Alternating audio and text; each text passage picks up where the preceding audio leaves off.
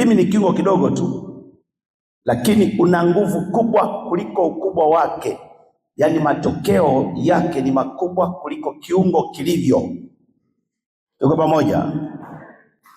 Ulimi unaweza ukabomoa, unaweza ukajenga, ulimi unaweza ukaua, ulimi unaweza ukauisha. Ulimi wa mtu unaweza kuleta uzima,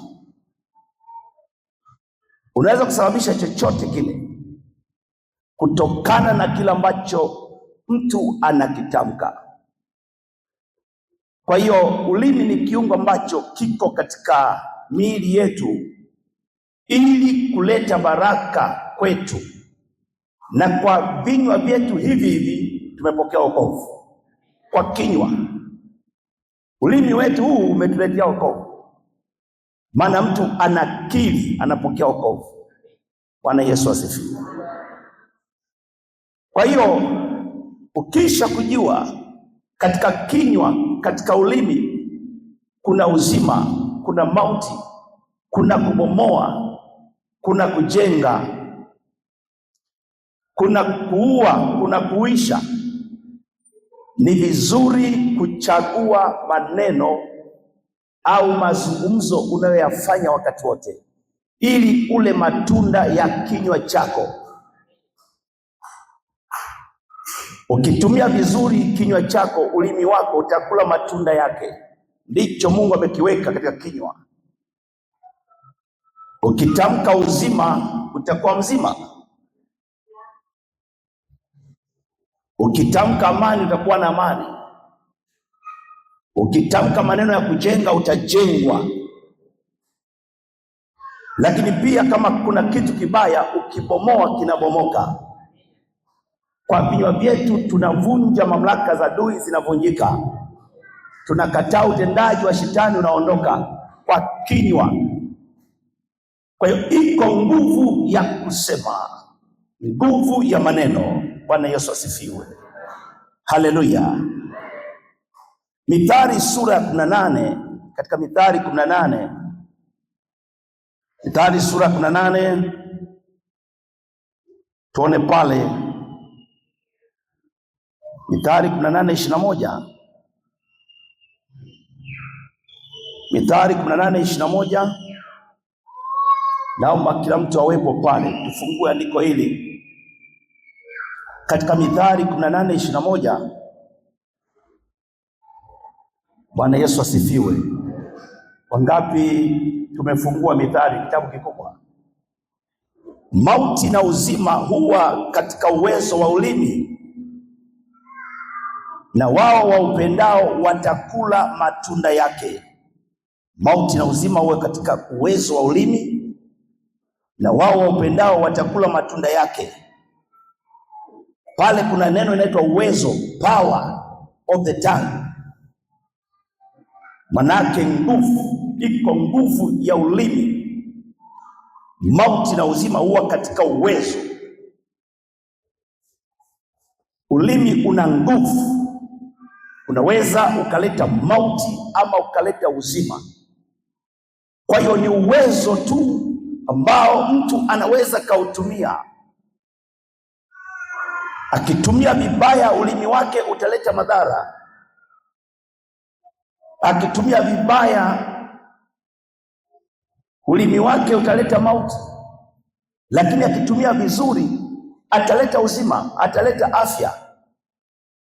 Ataona kabisa matokeo ya kila ambacho ndicho ametaka kitokee. Zaburi 118, Zaburi 118 mstari wa 17. Neno linasema, sitakufa bali nitaishi, nami nitayasimulia matendo ya Bwana. Sasa hayo ni matokeo ya matumizi mazuri ya ulimi, ya kinywa, ya maneno. Mtunga zaburi hii alijua maana ya kutumia kinywa chake. Tuko pamoja? Tuko pamoja? Alijua. Kama singejua, unajua kitu gani kingetokea? angesema kinyume na hapa. Anaposema sitakufa bali nitaishi, kilichokuwa kinamzunguka ilikuwa ni mauti. Kilichokuwa kinamtawala mazingira yake ilikuwa ni kifo. Bila shaka huyu ni Daudi, anawindwa. Daudi anawindwa na Sauli, majeshi yake yako kila kona. Sasa kila anapolala analala kwa wasiwasi kwamba anaweza kafa kesho muda wowote, maana jeshi ni kubwa linalomtafuta Daudi. Daudi alijua uwezo wa kinywa chake, alijua nguvu ya kinywa chake. Aliamua kubadilisha mazingira kwa kusema. Bwana Yesu asifiwe. Mazingira yanamtabiria kufa, mazingira yanamuonyesha anakufa. Yeye anajua nguvu ya kinywa. Alitamka kinyume na kinachoendelea. Anasema sitakufa, nitaishi. Pamoja na kwamba kifo kinaonekana, lakini sitakufa. Pamoja na kwamba maadui wamenizunguka, lakini sitakufa. Huo ni uwezo wa maneno, uwezo wa ulimi kubadilisha mazingira ulimo.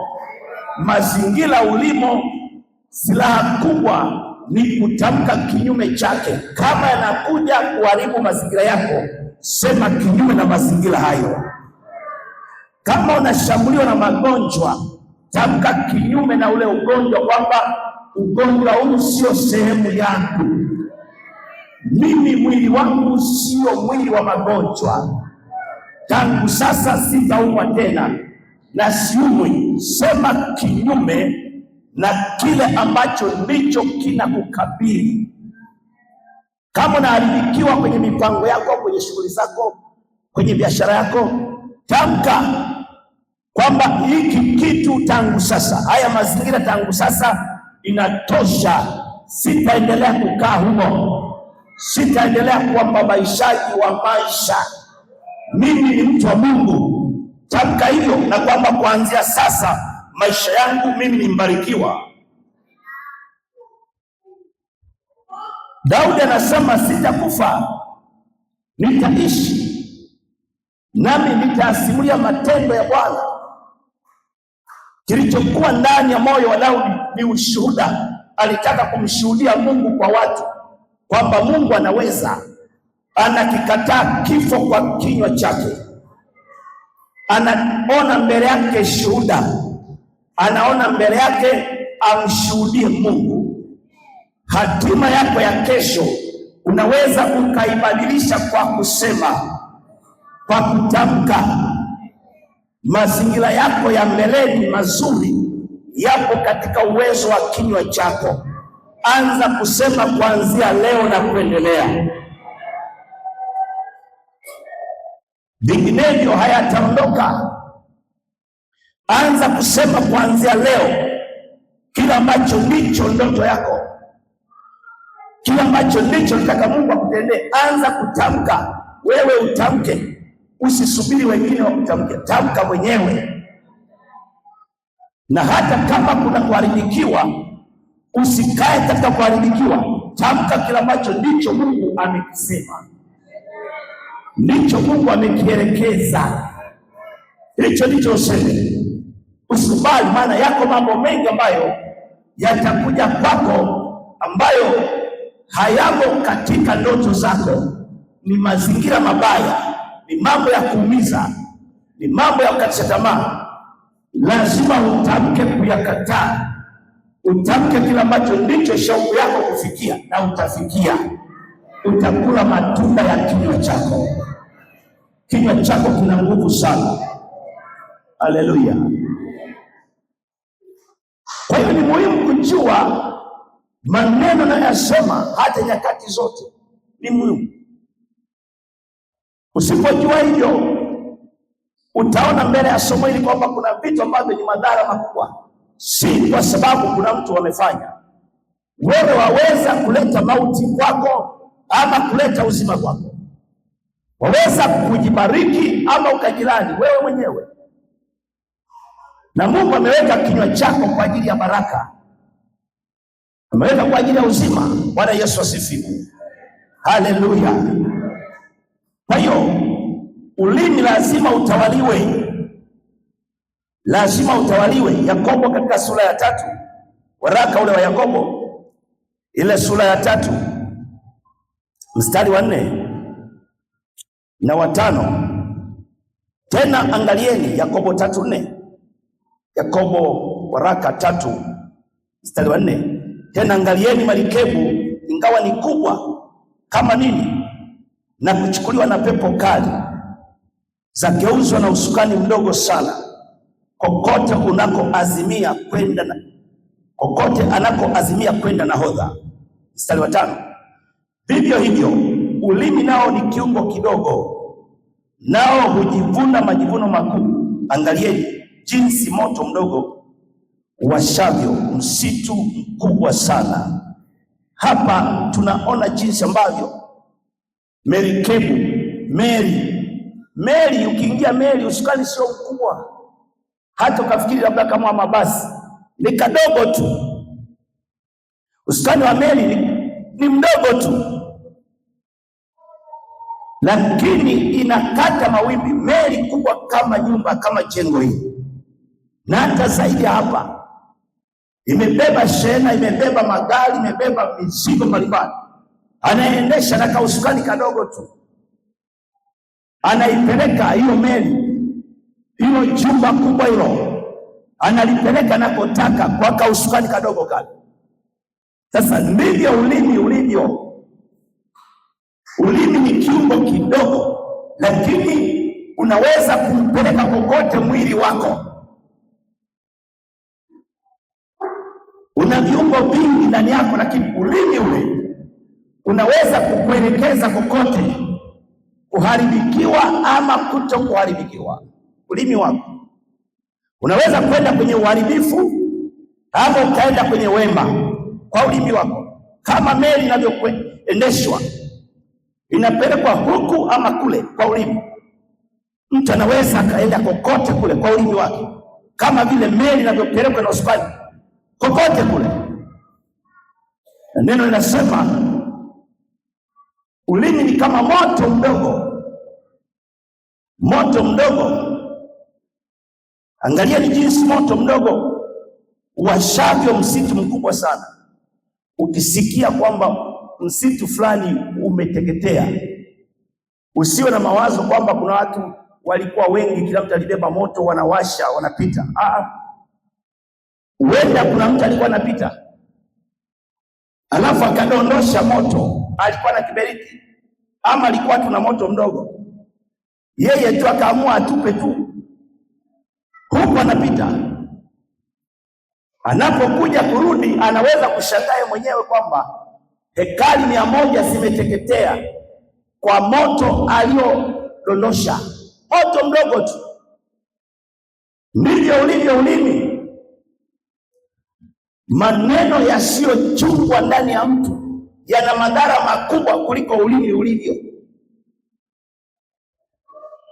Yaani matokeo ya ulimi, madhara yake ni makubwa kuliko kiungo kilivyo kidogo. Kiungo ni kidogo tu, lakini kikitumia vibaya kinaweza kusababisha uharibifu mkubwa. Kwa ulimi watu wamevunja ndoa, kwa ulimi watu wameachishwa kazi, kwa ulimi watu wamekosa kuaminika, kwa ulimi watu wamechonganisha, watu wameuana. Ndio maana nasema ulimi unaweza kuleta mauti ama uzima. Maneno aliyosema mtu yanaweza kusababisha watu wakauana, lakini yeye akawa salama, ameondoka na kuondoka. Ni kama mtu aliyedondosha moto kwenye msitu. Mtu anaweza kudondosha neno hapa alafu akaondoka, akaja kushangaa mji wote wa Makambako watu wanapigana kwa neno lake, kwa kinywa chake. Maandiko yanasema kwa kinywa chako, kwa maneno yako utahukumiwa. ama kwa maneno yako unahesabiwa haki. Siku zote ili uonekane mkamilifu, uchunge maneno yako. Ili uonekane mkamilifu, mtu anayefaa, chunga maneno yako. Usipochunga maneno yako, unakuwa umepungua. Unaweza kuleta madhara ya maisha yako mwenyewe ama ya watu wa karibu na wewe ama wanaokuzunguka. Kwa hiyo maneno yana nguvu, yana nguvu. Bwana Yesu asifiwe. Yana nguvu. Ukisoma kitabu cha Mwanzo sura ya 27, hiyo sura yote utakuta habari za Esau na Yakobo. Esau na Yakobo hawa ni mapacha walioshindana toka tumboni, kisha wakazaliwa watoto wa Isaka hao. Katika kuishi kwao, mwingine anakaa nyumbani, mwingine ni mwindaji. Umefika wakati ambapo wameishi ni watu wazima. Mmoja wapo mwindaji akaenda kwenye mawindo, hakupata mawindo. Zile hekaheka za kukimbia porini, akawa amechoka sana na njaa. Alipofika akamkuta Yakobo anapika, amepika chakula na yeye hajapata mawindo. Akamwomba ndugu yake ampe hicho chakula. Yakobo alikataa.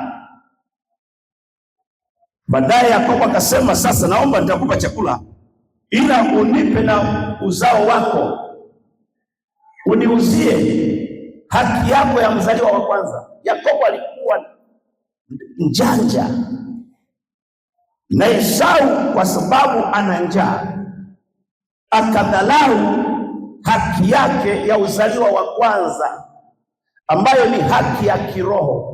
Mungu aliwapa wazaliwa wa kwanza katika Israeli, wana haki ya kupokea urithi mara mbili, double portion. Baba yao akifa, huyu mkubwa anachukua mafungu mawili katika ule urithi walionao, zile mali zilizopo pale. Huyu wa kwanza anachukua mara mbili. Fungu la kwanza ni la kuzaliwa kwake kuwa mzaliwa wa kwanza, la pili ni la uzao kama mtoto. Lakini wengine wote walichukua fungu moja moja. Yakobo akaona hapa atumie nafasi ya njaa ya Esau ili kuchukua kitu ambacho hawezi kuchukua hata kama angetaka, mpaka mtamkie. Esau anasema, itanifaa nini haki ya mzaliwa wa kwanza ikiwa nakufa kwa njaa? Itanifaa nini? Chukua haki ya mzaliwa wa kwanza, nipe chakula. Itanifaa nini? Kwa kinywa chake anamaanisha haifai mimi kuwa mzaliwa wa kwanza. Aliipuuza haki ambayo ni haki ambayo ni Mungu amempa, wala sio wazazi. Wazazi walishangaa mzaliwa wa kwanza, ni haki ya Mungu amempa, akaipuuza kwa maneno, akifikiri ni mzaha. Hakuna mzaha kwenye maneno. Yale maneno yameenda muda wa kutosha. Wakati wa kubarikiwa, yeye amesahau kabisa Esau. Yakobo akapata akili ya kuchukua kila ambacho alikuwa amemwambia mpe, na akapata, akakimbia na kukimbia. Anakuja yeye kule mbeleni kusoma maandiko, anapokuja anauliza baba yake, nibariki, nimekuja. Baba yake anasema, basi kuna mtu amefanya hila, nilishambariki na nimembariki kweli kweli, utakuwa mtumwa wake. Maneno nayo yasema, unaweza kujikuta ni mtumwa wa kinywa chako. Kinywa chako kakitumikia. Unaposema mimi ni maskini, utakuwa chini ya kinywa chako, utautumikia umaskini. Ndicho kinachompata Esau. Anatumikia kinywa chake ambacho alishindwa kukitawala. Tuko pamoja? Alishindwa kwa sababu ya njaa tu, alitingwa na njaa. Matokeo ndio hayo. Baba yake anasema hivi, nimembariki kweli kweli kwa mafuta na nafaka, wewe utakuwa mtumwa wake. Anasema una baraka nyingine, anasema hata ningekutamkia bado utakuwa mtumwa wake. Kwa hiyo mtu wa Mungu, kuna vitu ambavyo ni vya msingi sana. Mungu haweki laana juu ya watu wake, alishaiondoa laana. Mungu alipomfanya mwanadamu, ndiyo kazi iliyomfurahisha kuliko kazi zote, akaona yote ni mema kwa kumfanya mtu ambaye anafanana naye. Akaona kila kitu, misitu, wanyama, kila kitu ni kizuri. Alipokuwa akimwangalia mwanadamu, kila kitu alikibariki. Kwa hiyo wewe, Mungu amekubariki, unaweza ukatembea katika baraka ambayo Mungu ameweka juu yako. Kama unanielewa, unaweza ukaishi kwenye baraka Mungu aliyokupa. Ulivyo tu, una vipawa, una karama, ni mfanya biashara, hiyo karama ni Mungu. Mwingine ni mwalimu, vile vipawa ni Mungu. Mwingine ni mwimbaji. Kama mtu akizingatia kile Mungu alichowekeza ndani yake, ndiyo baraka iliyo wazi. Baraka iliyo wazi ni kipawa ambacho Mungu amempa kila mtu. Mungu amemtugawia kila mtu kipimo chake. Ni wewe kujua, mimi kipimo changu ni mchungaji, na kula matunda ya kipawa changu cha uchungaji. Kunionea wivu, unapoteza wakati. Huwezi ukawa mimi hata nikiacha usijisumbue, hutakula matunda ya kipawa changu. Mimi ndio mwenye kula matunda ya kipawa hiki, maana Mungu ameweka ndani yangu kipawa cha uchungaji. Kwa hiyo usinionee wivu. Mimi sinyang'anyi sadaka za washirika. Kipawa changu kimemfanya Mungu anitunze, anipe sadaka. Kipawa chako wewe ni mfanya biashara, kimemfanya Mungu aje kwenye biashara yako, aweke mkono kwenye kazi zako. Kipawa chako ni mkulima, Mungu anakuja anaweka mkono wake kwenye kilimo chako. Kipawa chako ni mwalimu, Mungu anaweka mkono wake juu ya kazi yako ya walimu. Ukiwa mfugaji, juu ya kazi yako. Ukiwa mwimbaji unajichochea, Mungu anaweka mkono wake juu ya karama yako ya kuimba. Ukijichochea utakula matunda. Nilicho nacho mimi sio kwamba ni kikubwa kuliko cha kwako. Mungu ana upendeleo. Ni kiwango utakachochochea, baraka yako itafunuliwa hivyo hivyo. Kama ni mfanya biashara, fanya kwa juhudi. Mimi ni mchungaji, silali na kesha usiku kucha ni kwenye magoti. Mungu lazima anipe baraka, kwa sababu najua kipawa changu sio cha kulala. Mchungaji anayelala, hiyo kazi ameigiza, kwa sababu mchungaji aliyeitwa usingizi hauwezi kuja. Akitaka kulala, anakumbuka mama fulani hadi kanisani anaona muda mrefu, anaamka, ataenda kuomba, anaenda kulala tena, anakumbuka mtu fulani ameniambia mume wake amemfukuza, anaenda kuomba tena, mwisho kumekucha. Kwa hiyo ni kulala na kuamka, kulala na kuamka. Na akifanya hivyo, Mungu anambariki. Kazi yako fanya kwa moyo, mipango yako fanya kwa moyo. Mungu ametupa kila mtu kipawa chake. Haya maneno ya kwenye mitandao kwamba wachungaji sasa hivi ni biashara, kama ni biashara, njoo tufanye. Mungu anahitaji wachungaji wengi, na wewe uje. Na maeneo mengi haya makanisa, njoo. Kama uchungaji ni kupiga hela, njoo upige. Kama na kipawa cha kupiga pesa, njoo. Usiongelee huko na ukaanza kutusema hawa wachungaji sasa hivi wanakula hela. Njoo tule wote, na wewe njoo kama utazipata. Kuna watu walikuja kwenye uchungaji wakaambulia mahindi ya kuchoma wakakimbia.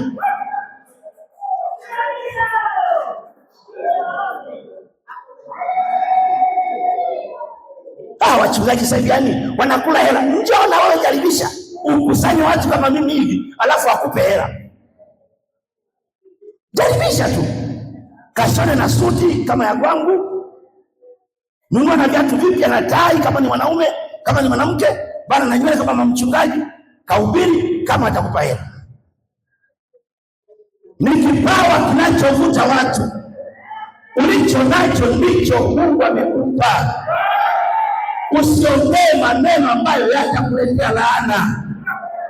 Na mimi sikushauri kusema wachungaji hawakuhusu. Hao Mungu amewaita ni yeye, hajawaita ni yeye. Hata ukimuuliza Mungu hata kuambia nimewaita. Hauwezi kuingia kwenye vikao vya Mungu vya wito. Anayeita ni yeye, anayejua siri na anajua anaowaita. Wala usihangaike na wachungaji, hangaika na roho yako, hangaika na maisha yako. Mwisho unajitia unajisi. Wako ambao kazi yao ni kusema wachungaji, hata kwenye mitandao ni kukomenti ule mchungaji ni mwongo, ujumbe wake mimi siuelewi. Kama uelewi, pita tu, haikusumbui. Kwenye mtandao kuna vitu vingi. Kwenye mtandao kuna minyoo, kwenye mtandao kuna vyura, kwenye mtandao kuna kombe, kwenye mtandao kuna miti. Yaani ni wewe chagua unachokitaka. Kama umeenda ambapo hufurahishi, hama wala usikomenti, pita tu. Kwani na comment unajitia unajisimisha, unasema hivi ule mchungaji ni Freemason au ni tapeli. Uwenda ni mtumishi wa Mungu. Kuanzia hapo umepata hasara, unaanza kuwa na laana. Umetamka kwa haraka, kinywa chako hakitakiwi kufanya hayo. Usishughulike na mambo usiokuwa na uwezo nayo. Mitandao sasa hivi itawafanya watu wengi wawe na laana, kwa sababu hata mambo makubwa wengine wanayapinga. Unayajua, yache, sio lazima. Pita tu. Ni uwanja uliojaa matukio, sio matukio yote ya kuhusu. Lenga kila ambacho unataka kusikia kwenye mtandao, fuata hicho. Kisicho kubariki achana nacho. Wala simwambie mtu tapeli au huyo mwongo au zilimi. Funga kinywa chako. Kuna watu wajui walikotoka, utapata shida ya kuwasema na wakuhusu. Tuko pamoja. Ndio madhara aliyopo sasa, ndio madhara makubwa ambayo tunaona kwa watu. Sasa tunaona Esau anatesekea kila ambacho ndicho alisema sina haja na uzaliwa. Kinywa chako kichunge. Kadri unavyoishi usitamke kitu ambacho unahitimisha. Utajikuta upo kifungoni. Kila kitu unachotamka kiwe na hesabu. Sasa tuangalie madhara ya maneno mabaya. Madhara ya maneno mabaya.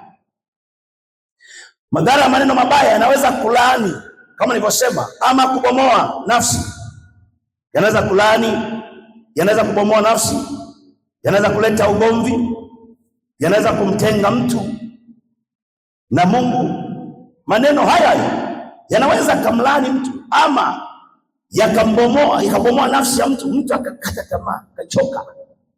Yanaweza kuleta ugomvi, watu wakagombana. Yanaweza kumtenga mtu na Mungu. Yaani mtu kwa kusemwa, kama ni mambo ya makanisani, akaondoka na kanisani. Mkamfuatilia sana, nasema hapana, hakuna shida. Sio watu waliowawazi. Lakini nini? Ni maneno yalimtoa katikati ya kusanyiko la Mungu. Aliokoka. Alipookoka, watu wanapokuja kanisani wanaamini kanisani hakuna maneno. Hiyo ndio imani ya kila mtu. Hata mimi nilipookoka, kwamba mtu aseme kanisani kuna kuumizana, hakuna. Na kwa sababu sio kwamba ni mtazamo ambao sio mzuri, ndio neno, ndio Biblia. Mahali alipo Mungu ni mahali pa amani. Kwa hiyo mtu anajua kabisa naenda kanisani ni mahali ambapo hata kama nimejeruhiwa nitaenda kutibiwa. Inamshangaza mtu kwenda kwenye kusanyiko la watu wa Mungu, alafu anaumizwa na wale waliomuumiza hawamwombi msamaha. Anajiuliza, hili ndio kanisa au ndio nini? Haelewi.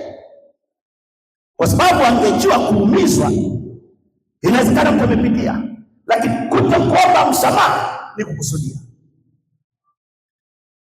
Na ndio maana chanzo cha maneno moja tunasema hivi ni kile kilichoujaza moyo wa mtu, lakini mbili ni makusudio ya maisha yake.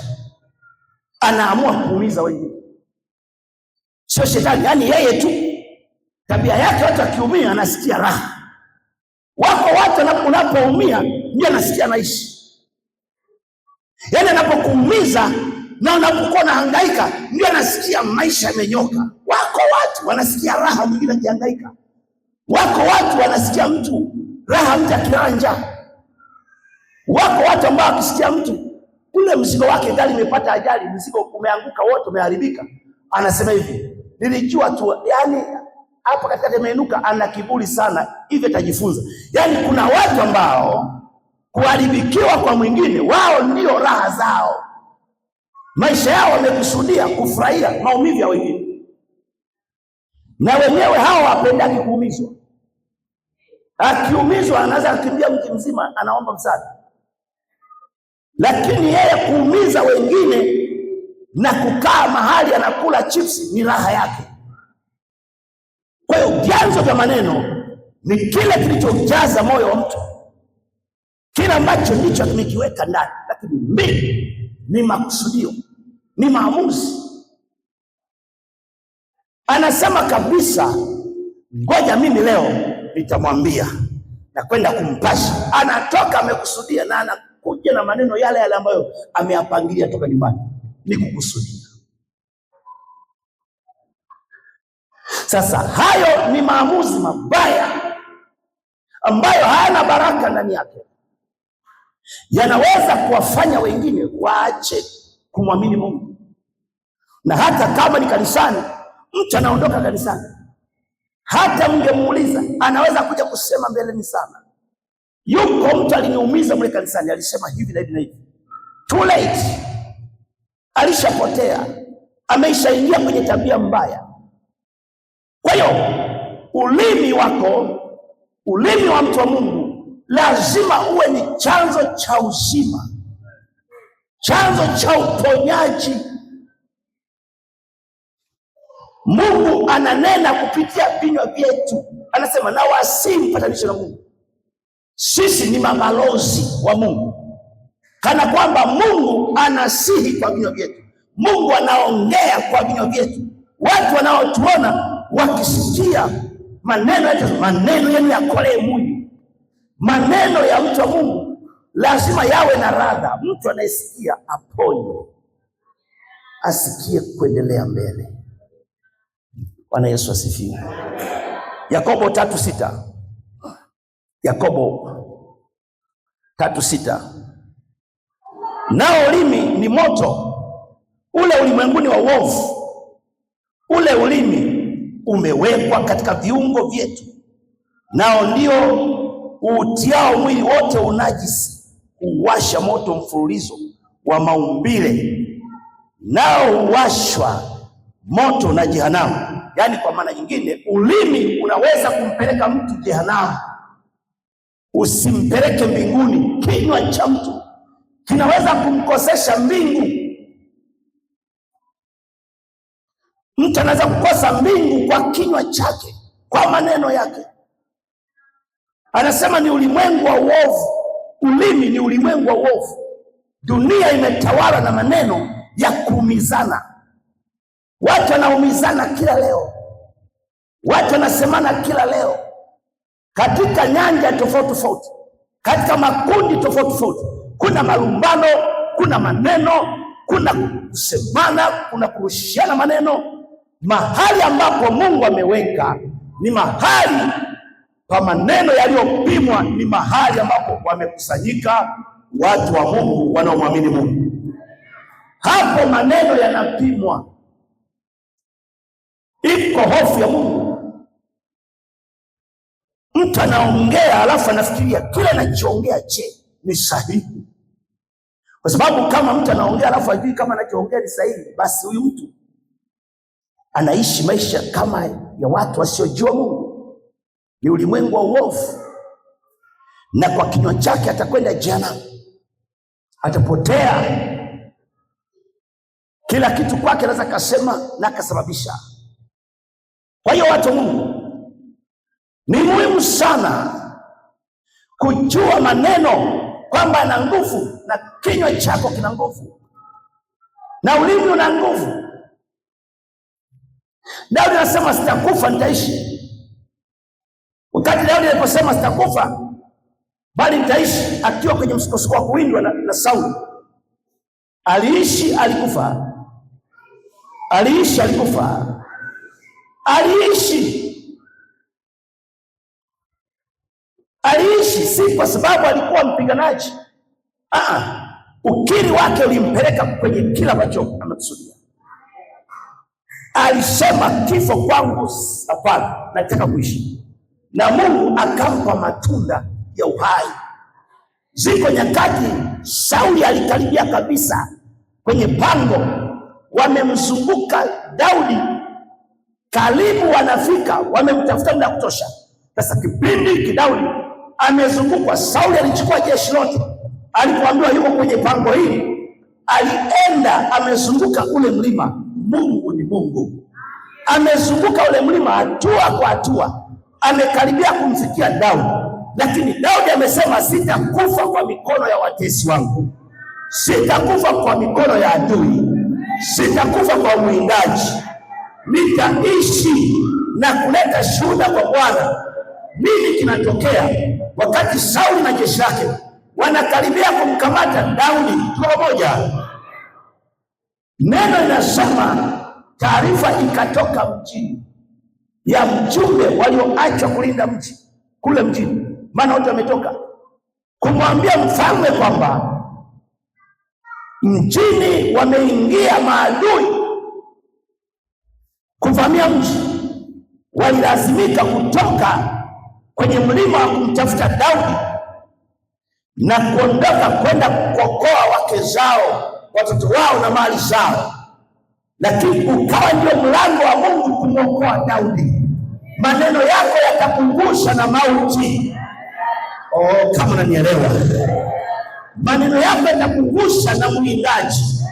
Yuko mwindaji siri, yuko adui anayekuwinda hata kupata. Maneno yako ni maficho. Ukisema sitakufa, umejificha mahali pa siri pa Mungu.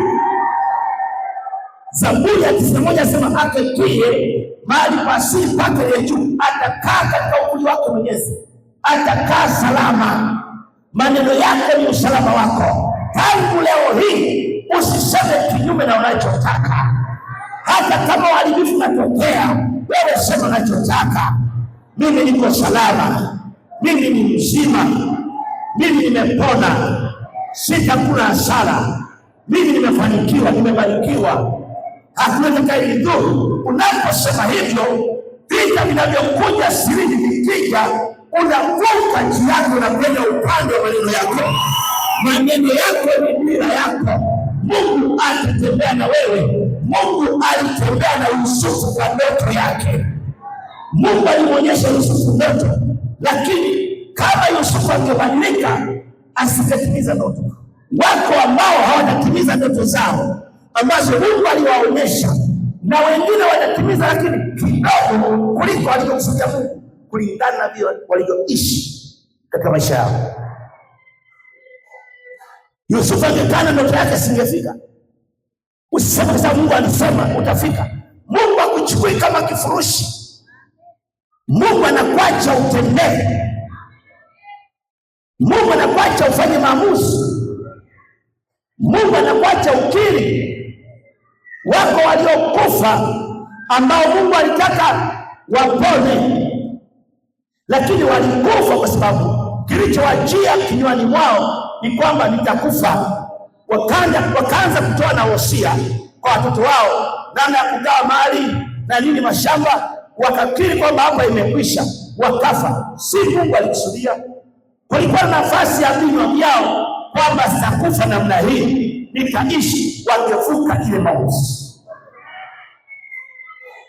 Huu ni ushuhuda. Yuko mtumishi mmoja wa Mungu ambaye alikuwa amepata shida kubwa.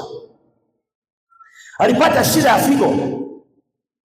Figo zilimsumbua kiasi kwamba anapoenda haja ndogo anatumia muda mwingi, na pia pamoja na kutumia muda mwingi anaenda haja ndogo damu tu, damu kabisa, sio maji kuchanganyikana, hapana, anaenda damu, anasumbuka, maumivu makali. Lakini mchungaji ameishi kwa muda wote huo kwa mateso, na anaishi kwa dozi. Madaktari wanashinda naye kila wakati, lazima akamcheki, hana namna ya kutoka kwenye eneo hilo.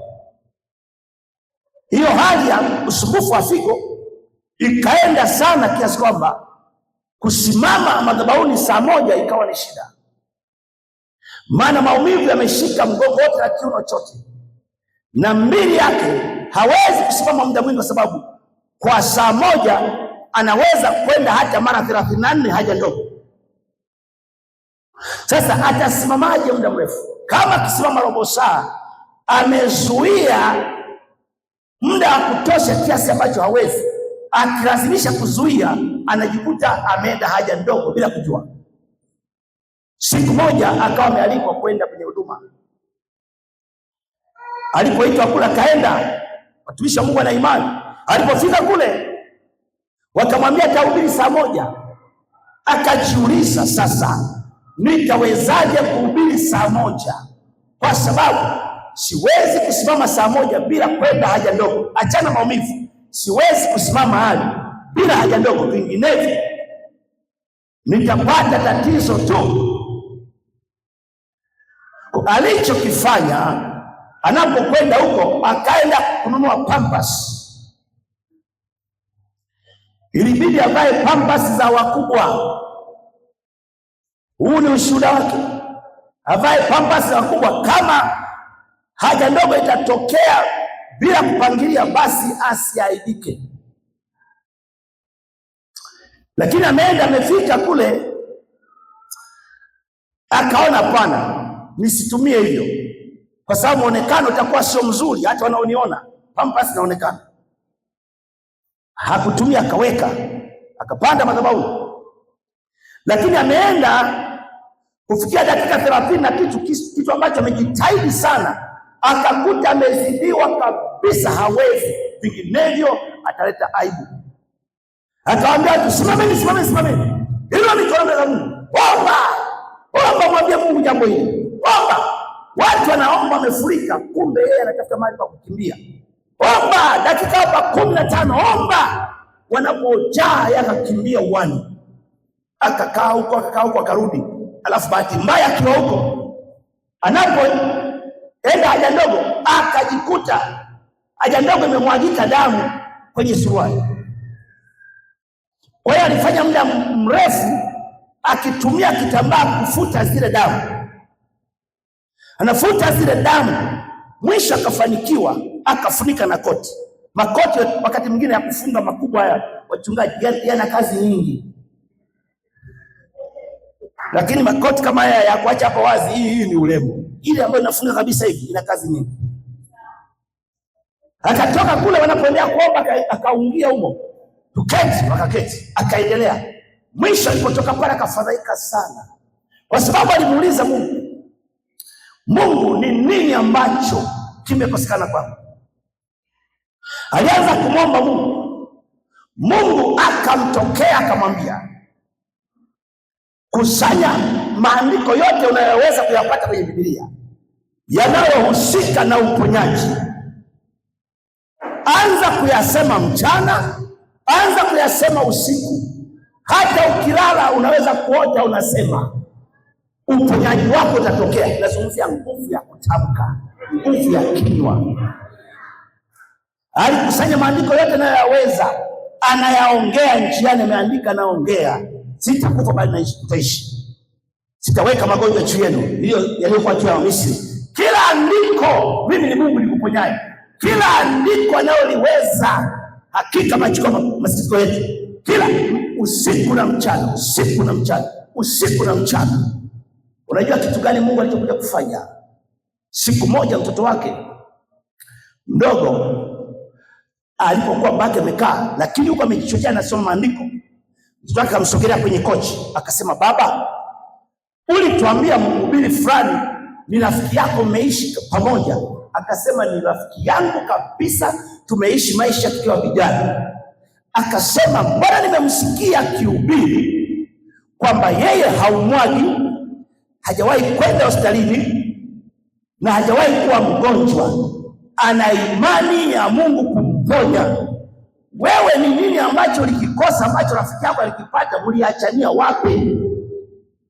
Akasema, toka nenda kwa mama yako, nenda huko. Alipoenda kule akaanza kulia huyu mtumishi wa Mungu. Akarudi, kilio chake sio maneno tu, akaanza kulia huku anaongea yale maneno, maana amechomwa. Ni kweli rafiki yake ana imani ya magonjwa kuondoka, kinywa chake kinamsaidia. Alianza kukiri yale maneno.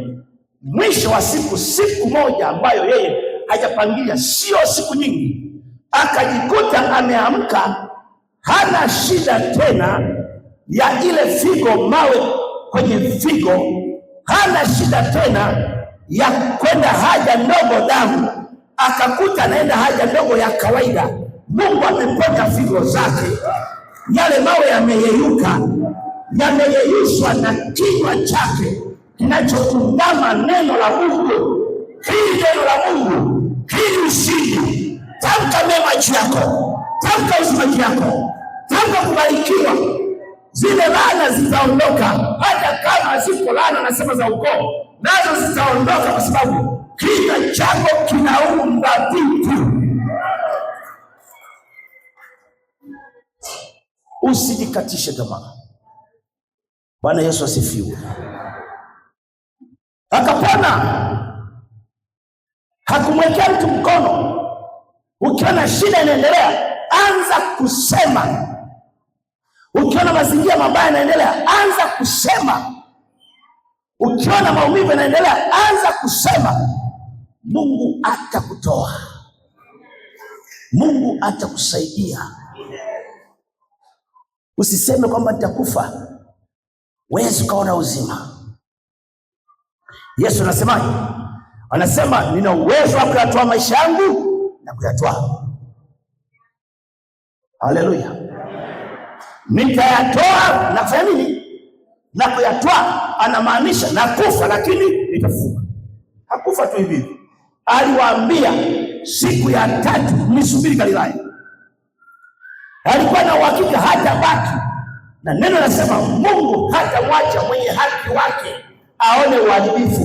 Mungu hata kuacha uone uharibifu. Ikiwa umetamka ushindi, ikiwa umetamka baraka, ikiwa umetamka kubarikiwa na kuinuliwa, Mungu hata kuacha uharibikiwe. Ulichokitaka ndio matunda yako. Watu hawachumi malimao kwenye machungwa. Kama umetamka machungwa, unakula machungwa yako. Tamka mambo mema tangu sasa. Bwana Yesu asifiwe. Haleluya, haleluya. Nilikuwa nazungumzia maneno mabaya yanaweza kuleta matatizo, lakini pia ukisoma Mithali 12:18, Mithali 12. Bwana Yesu asifiwe. Mithali 12, sura 12, Mithali ule mstari wa 18. Kuna anenaye bila kufikiri kama kuchoma kwa upanga. Kuna anenaye bila kufikiri kama kuchoma kwa upanga. Maneno mabaya ni majeraha. Ndiyo maana maandiko yale, yaani maneno mabaya ni upanga, yanachinja, yanakata. Hujai kusikia mtu amesema vibaya alafu mpaka na inama hivi? Hujai kuona? Yaani mtu anakuwa amesema maneno fulani mpaka anatembea hivi. Maneno ni upanga, yanachoma. Usipange kumchoma mwenzako. Biblia inasema kila unachotaka wewe utendewe, mtende na mwingine. Hiyo ndio inaitwa kanuni ya dhahabu, golden rule. Kila unachotaka mwingine akutendee, ndicho umfanyie. Kabla hujamfanyia mwenzako, fikiria kama ungefanyiwa, ndio umfanyie. Kabla hujampa zawadi mwenzako, fikiria kama wewe uko unahitaji zawadi. Kabla hujamsaidia mwenzako, fikiria kama wewe unahitaji msaada, ungesaidia kwa kitu gani? Usichukue tu kama unamnunushia kuku. Fikiria thamani ya wewe kwanza. Kama ni mimi nilienda kwa mtu, ningetamani anipe nini ndio uingie kufanya. Kama unaongea na mtu, fikiria kama mimi ningekuwa nahitaji kuongea na mtu, ningetumia maneno gani? Kwa hiyo maneno kuna anenaye bila kufikiri kama kuchoma kwa upanga. Usiongee tu, mtu wa Mungu. Usiongee, ongea huku na fikiri. Usionekane kama akili haipo. Fikiria anachoongea ni nini. Usiongee bila kufikiri. Ukiongea bila kufikiri ni kama aliyenoa upanga kuchoma mtu, na utagundua umechoma na damu zinatoka. Alafu utajiuliza, na wakati mwingine hata ukiulizwa ndio aliyesema haya, unajikuta mpaka unachanganyikiwa. Nimewahi kuona kwenye kikao mtu unamuuliza kile kitu amesema, lakini anafikiria, hakuwahi kufikiri jambo litafikia mahali fulani. Unakuta anasema tu sina la kusema. Sio kwamba anashangaa maneno aliyotumia, hakulinda ulimi. Kwa kusema bila kufikiri ni kuleta majeraha, ni kuleta uchungu, maumivu katika maisha ya wengine, ni kuleta uchungu, ni kuleta majeraha katika maisha yako mwenyewe. Kwa sababu kuna vitu utavisema, vingine madhara sio ya watu, ni wewe mwenyewe unayesema. Yaani majeraha yanaweza kuwa kwako msemaji mwenyewe, sio lazima wahusike wengine. Maneno yako yakawa na uchungu kwako mwenyewe uliyesema, sio lazima mwingine tu. Yanaleta madhara kwako mwenyewe. Watu wana majeraha leo hii si kwa sababu tunayatamkia kitu. Kuna vitu wamejisemea vibaya wenyewe. Yuko mama mmoja ambaye alikuwa mume wake amemwacha, amemtelekeza, lakini alisema, kwa sababu mume wangu ameniacha, mimi ni sawa na kinyago, maisha mema siyataki, mimi ni kinyago. Mume wake amemwacha, lakini alichochangia yeye ni kujiona kinyago. Na kwa sababu amejiacha kwa kinyago, sikiza nikwambie ushuhuda huu, aliamua kuacha kuoga. Yaani hataki kuoga, maana amesema mimi ni kinyago. Kama mume wangu ameniacha, mimi ni kinyago. Amepoteza utu wake, wakati angeweza kuishi maisha ya kawaida, lakini anasema mimi ni kinyago. Sasa mimi cha kufanya, akaacha kuoga, haogi, akaacha kuvaa nguo nzuri, havai nguo nzuri. Akiamka akikuta nguo chini, anachukua anavaa, haogi. Alafu asubuhi saa 4 anakwenda barabarani, barabara ya vumbi, sio lami, barabara ya vumbi pana. Anasimama sehemu fulani karibu na barabara hiyo, anaanza kuangalia jua. Kama ni saa 4 hiyo, anaangalia jua mpaka saa 8, machozi yanamwagika. Analiangalia tu jua, machozi yanamwagika mpaka saa 10. Ni kipofu, analiangalia tu, mwisho anadondoka chini, anaangukia pale chini katikati ya barabara. Wanakuja kumuinua hapo usiku, kumpeleka nyumbani. Nini? Mimi ni kinyago, nimeachwa na mume wangu, nimeachwa, sifai. Akaacha kunyoa nywele, ni kinyago cha ukweli. Lakini nini kinachotokea? Alichokitamka kwamba mimi ni kinyago. Sasa ili kiwe kinyago lazima aache kuoga, ili kitengenezwe kinyago cha uhalisia. Akioga hata kwa kinyago. Sasa haogi, hachani nywele, hapati mafuta, havai nguo nzuri, analala barabarani. Hicho ni kinyago.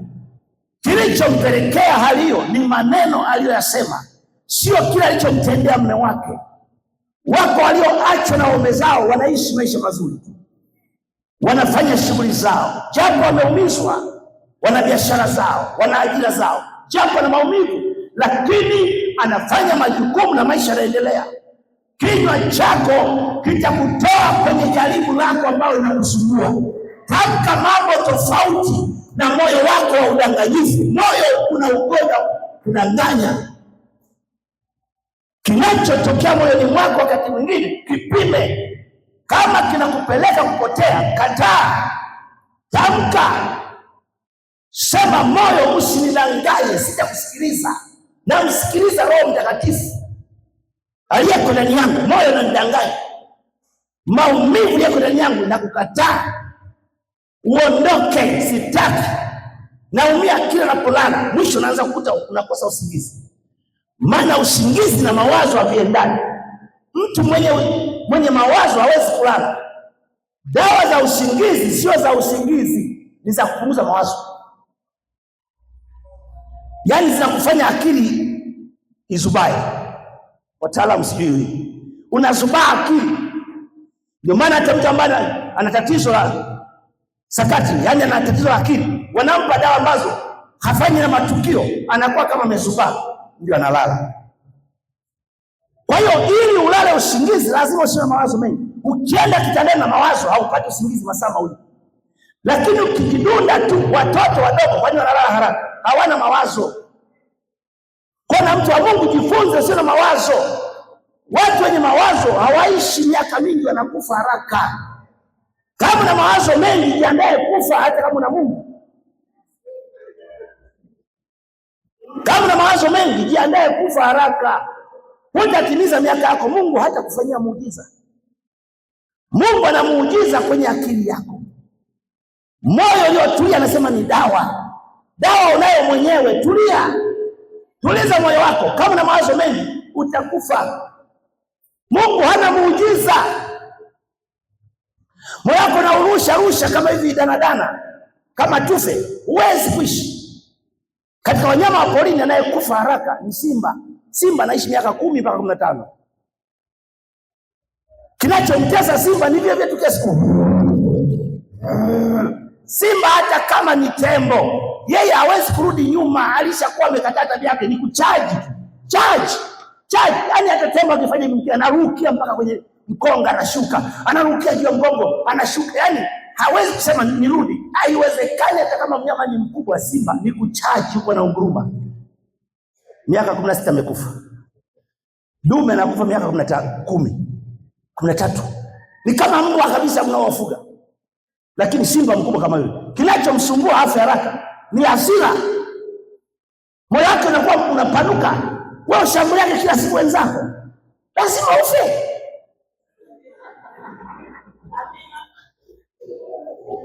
Mimi nakwambia ni vitu vibaya, vitu vya hatari. Kwa simba wangekuwa naishi miaka mingi, mbona angekuwa ni tishio? Ya 15 amekula nyama za watu, kwishi. Nyama za wenzake, kwishi. Lakini kobe miaka 200.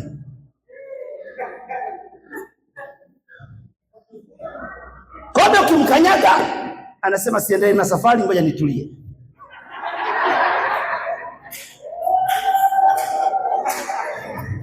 Anaingia kwenye jumba lake, wala hana maneno. Kobe anatulia kimya. Unampiga, utabeba, unamhamisha hapa, utafika kule polisi, utafika mbali, unamtupia hata kwenye majani. Anakaa kimya saa nzima, haongei. Akiona kimya kabisa, ndio anaanza kuchungulia kama kuna watu wanaopita ama hawapiti. Akiona pako kimya tena usiku, ndio anaanza.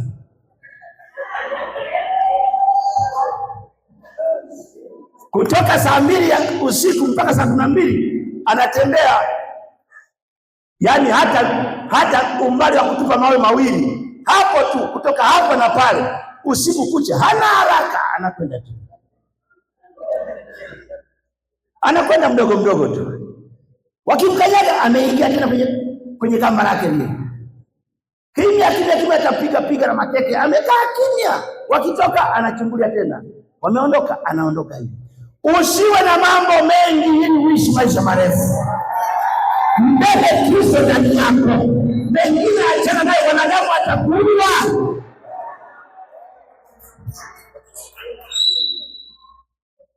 Wakikupiga mgongoni, ingia kwenye koko lako, hawatakuua. Mungu ameahidi hutakufa, bali utaishi. Maneno yao hayatakuua. maneno yao hayatakuua. Nyamaza, hii miaka iongezeke, tuabudu. Ishi miaka mingi, mengine usiulize, soma mbele. Wanadamu wanaongea mpaka wafe, na ukiangalia mpaka sasa hivi wote tulioko hapa miaka 100 ijayo wote kwa tumekufa. Sasa watakusumbua nini? Wote tulioko huku miaka 100 ijayo tutakuwa tumekufa. Wote mjiandae, miaka 100 ijayo tutakuwa tumekufa. Hata kama ni mtu wa Mungu namna gani, wote humu tutakuwa tumekufa. Huku tulisemana lakini tumekufa. Shauri yako. Na wengine ndio wamepungua, imebaki 20, wengine 25, wengine 55, wengine 60, lakini miaka 100 humu hakuna mtu hata aliyeko mgongoni huyo kwisha. Hata ambaye ni mjamzito sasa hivi wote kwisha, miaka 100 na huyo wa miezi 3 tumboni kwisha. Tunacheza wewe. Ishi kwa amani, usiwaumize watu. Miaka 100 ijayo utakuwa haupo. Usidanganyike leo una gari lako, unaendesha gari yako umeosha, alafu na ghorofa yako. Miaka 100 ijayo hakuna. Hata yuko tumboni hakuna. Jiandae kwa ajili ya safari ya kumkuta Yesu pale alipo. Kama uliumiza watu hauendi. Na kukumbusha, maana nafikiri kwamba nikitoka hapa nipitie pale Kondoa kale, lakini miaka 100 ijayo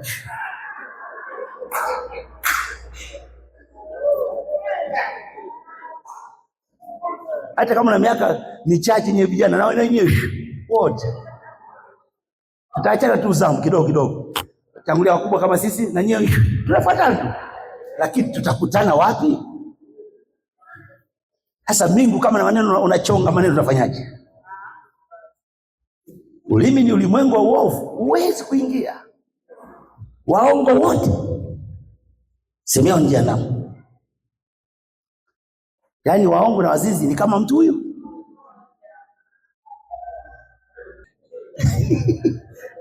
Maana dhambi moja wote wanatupa jehanamu. Oh my dear.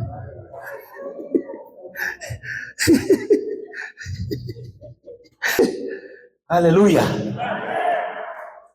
Kwa hiyo tunapita. Yaani wewe chagua kuishi vizuri na watu. Inakusaidia amani yako,